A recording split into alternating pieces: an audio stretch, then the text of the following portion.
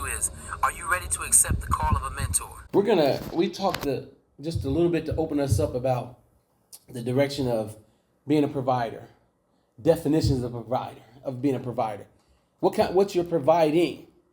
I want to move into an area that I submit to you that a provider, you can go ahead and go to the next slide, has to be a good communicator. Or at least working to be one.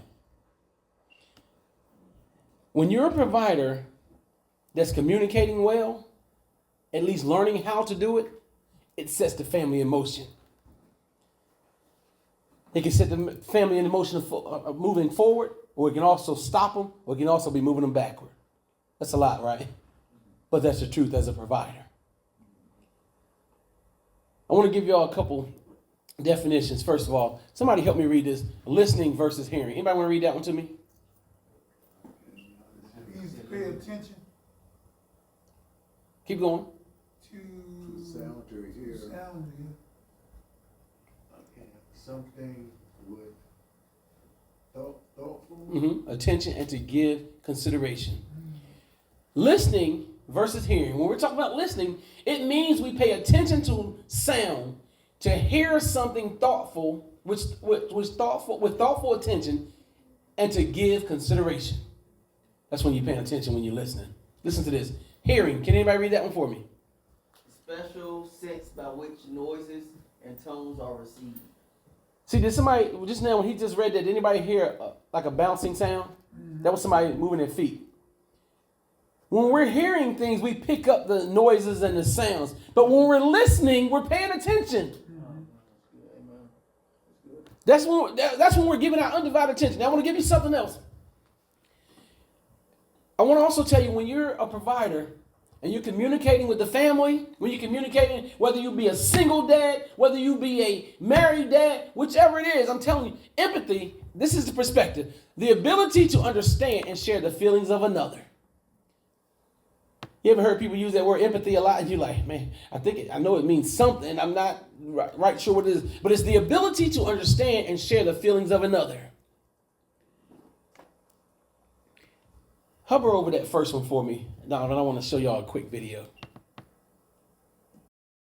Men, how many times has this happened to you? You know, our babies sleep really, really good. Can you turn it up more with that you're saying? Or this. Make sure Timmy wears the blue shirt. If he doesn't. Or even this. And for my birthday, which is next month, I'd really like some. Do you have trouble listening or retaining information from your wife? You could be suffering from spousal selective listening, or SSL. With SSL, valuable input is intercepted or scrambled before it reaches the critical learning center of the man brain. Virtually anything can trigger it, like sports, food, even shiny objects with buttons. Fortunately, there is help with Heritol.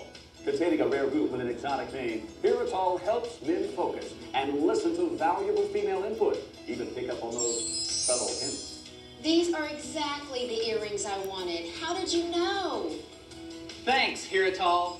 Now I can hear it all. Heritol has not been tested or approved by any regulatory agency. Side effects of Heritol include minor to severe headaches and spontaneous combustion. Use caution when using Heritol in your mother's-in-law, as you may hear hurtful comments that would have previously been ignored. Heritol is an enhancement drug. Do not use around children or clusters of talkative old blue-haired women. If focused listening lasts longer than 4 hours, consult your doctor immediately before your wife assumes this is a new standard in your relationship. Men with wives who are nursing or pregnant should not take this product. Heritol, the preferred selection or solution for selective hearing. All right. Go ahead and pull the slide back up.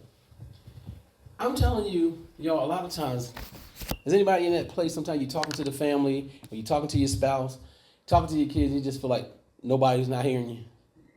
It's all right, you can just raise your hands. It's just us here, y'all. All right. Every day. Yeah. You ever also, then when you do finally start talking, you ever see where the house, like the whole house get on the other side, like you done said something wrong? When you, like I've been telling, well, you didn't have to yell at me to say it, or you didn't, but I said it 5 times. So I'm going to show y'all how to approach that. Do you mind passing these out for me, brother? We're going to do the work part of things now. And we're going to talk about soft starts. When you do soft starts, when you're a provider, I'm sorry, you cannot come in hot. It's just not going to work. Now, hopefully everybody has a pen. Even if you, young brother, what's your name? Keith, and how old are you? 10, perfect. You get a worksheet too, man. This is designed for the whole family, every man that's in the building. Yep. Make sure everybody has a pen, and I'm gonna give y'all a few minutes. But first, I want to go over. Just look at these. You can just write on them. When you're bringing up a problem, it says to your partner, but this is to the family. This is to your wife. The first 3 minutes are crucial. That's what we got to understand. Before we even start communicating, as a provider, we already considered the dominating factor. We're already the one that's bringing the gloom doom. I know that sounds a little tough, but we're already that person. So if you will get these 3 things under your belt, it says the first 3 minutes are crucial. The first 3 minutes I start talking to the family. The first 3 minutes I start talking to my wife. The first 3 minutes I start talking when I'm in a group that I'm the one providing the information. The first 3 minutes, you got to use a soft startup. It sets a positive tone and it helps resolve conflict. I already told y'all that conflict is going to happen. If you get around those people, we ain't never having conflict in our house. I don't want conflict in our house. It's going to happen. We just got to be the provider that knows how to manage that. So, again, a soft startup sets a positive tone and helps resolve conflict. By starting a conversation calmly and respectfully, you and your family are more likely to focus on the problem rather than who's to blame. Now listen, save the conversation for a calm moment. A lot of times we get ready to provide the information that we're probably right, but we do it at the wrong time. We got to wait till we're on the right time of the day. Notice even when we started this men's workshop, I didn't rush right in. We could have been starting on time or a few minutes late, whatever it was. Traffic got me. We waiting on other people. None of that stuff. I didn't come in and just start zooming at this is going to be right. We can do this better, whichever way. I came in with a soft start. So you want to wait for a time when you and the family, we're going to put family there, are alone. Without distractions or interruptions. Make sure you and your partner are relaxed, or you and your family are relaxed and not tired, hungry, or stressed. How could they have gotten tired throughout their day? Let's talk about anybody in the family. Working. What else? School. What else? I have a 13-year-old daughter. She tell me all the time. I said, daughter, I've been working all day. Don't she? Said, Dad, I've been working all day at school too. And she's right. What else? Say it again. Sports, yeah. What else? I said Playing, yeah. That stuff wears you down. Just the stuff that went on during your day. Wait till the right moment to start talking about that kind of stuff. Use gentle body language and tone of voice. Come on, y'all. Somebody help me out. What kind of tone with your body I'm talking about?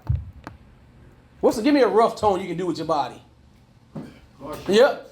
What else? Cross. Oh, man. Do yours again? Man, he just shook his whole... Man, that right there, man. I want to step back. And then you did what? He just crossed his arms. Like, right there, when I do that, man, I'm telling you. Body language tells them. Body language gives it up, man.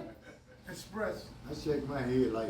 Yeah. Oh, yeah. See, if you're a provider, if you're the dad in the house, you're the husband in the house, they know your look, man. They know your emotion. You ever heard those people say, well, I ain't never raised my voice to my kids. But, man, I know people ain't got to raise their voice at all and shake the whole foundation of the house. Yeah. You can just look. You can look a certain way. When you crossed your arms, I was like, dang. You did it with... When you did I was like, what the... So imagine if I'm right here not knowing you and you do that in the house. What do you think happens in their brain already? They back off. What else? They Shut down. What else? Get an attitude before you even started what you had to say. So I'm telling you, y'all, listen to me. When we go in, we got to do some listening versus hearing. And then we got to come in with soft starts. When you're a provider, I'm trying to set you up for the household. I'm setting you up for the family. I'm setting you up for your wife, for your kids. There's more. We provide more than income. That was not all God made us for, men of God. He set us up to give some stuff to the family, to provide some stuff. Watch this.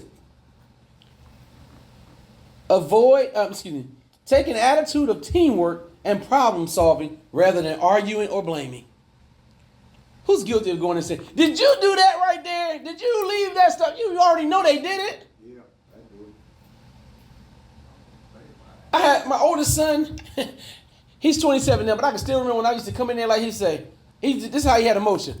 He's shaking his head up and down at the same time. Because he don't like, which answer do you want me to give you? He didn't say that, but that's what he was saying. We are providers, man. We give a way for you to be able to talk to us and share with us. We have to do that. Watch this. Take an attitude of teamwork and problem solving rather than arguing or blaming. Speak calmly without raising your voice. I know that's hard, y'all. I'm a natural coach, y'all. I've been coaching for nearly 30 years of my life. Little league, adults. And then I went on and paid money, went to school, and became a certified life coach by one of the highest in the land. I coach with a loud voice because I get excited. But when I do this type thing, as a provider, I got to remember I got to come in slower. I got to come in with a softer start because my voice shakes things. There's times I want it to be that way, but then there's times when I'm telling you, when we're providing as a provider, as the head of the house, we got to bring it to something that they can respond to, they can relate to. Avoid hurtful body language such as eye rolling, scolding, or mocking. Are y'all getting that? That's hard to do. Woo! At least you being honest about it, brother. It's hard, man. But all I'm doing is I'm telling you that if you try these things, this is going to help make us a better provider. This is the only reason we're here on a Saturday morning. You're already a provider. You're just going to become a better one. That's what you're working to do. It don't matter if you got the kids that's already left the house. You still provide to them. If you got the kids in the house, you're still providing. If it's just you and your wife, you're still providing. If you're looking for that special wife of yours, you still got to provide. Learn now. Here's another. Use I statements to express how you feel. What that means is focus on how a problem is affecting you rather than assigning blame. Use things like I feel when. I feel like this when you blank. When this happens. Not when you, but when this happens. Here's an example. Without an I statement, you're so closed off. We need to talk more. Try this one. I feel lonely when we don't talk. See, the first one blamed them. You're so closed off. We need to talk more. All you want to do is have a conversation. But instead, you could have went with, I feel lonely when we don't talk. Now, listen, I live with a counselor. So I know this like, man, see, whenever we say, man, that sounds like it, that ain't gonna work. I'm telling you it does. When it does, it causes you to have to bring something. See, that's why this is entitled Heart Work Seminar for Men. When my wife and I talk about marriage, a lot of people say marriage is hard work. We don't believe marriage is hard work. We believe it's heart work. And that's what being a man, that's what being a provider is too. It's hard work. It's hard a lot of days. You know why it's hard? Because it gets to the heart. It causes me to have to humble myself. It causes me to have to pull back a little bit so that I can talk to you. It causes me to pull back a little bit and tell you that why I love you and why I need you to do better in school. It gets to my heart when I got to pull back from doing it the way my daddy and my daddy's daddy did it.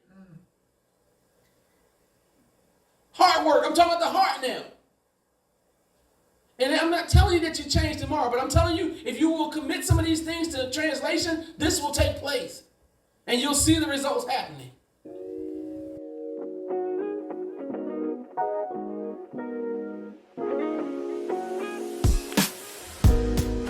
Thank you for listening to our podcast today, The Call of a Mentor.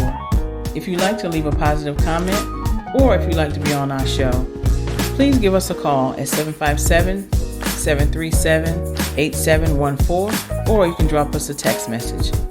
You can also email us at communityservant marriagematch85@yahoo.com. We look forward to hearing from you. The Call of a Mentor is a production of Marriage Map Ministries and EOVBAA in association with Overwhelming Victory Radio. Our executive producers are Dwight and Angela McDowell and Dr. Greg Glenville, with Andrew Fouts as our associate producer. To find out more about Overwhelming Victory Radio or to listen to any of our sister podcasts, visit overwhelmingvictory.org.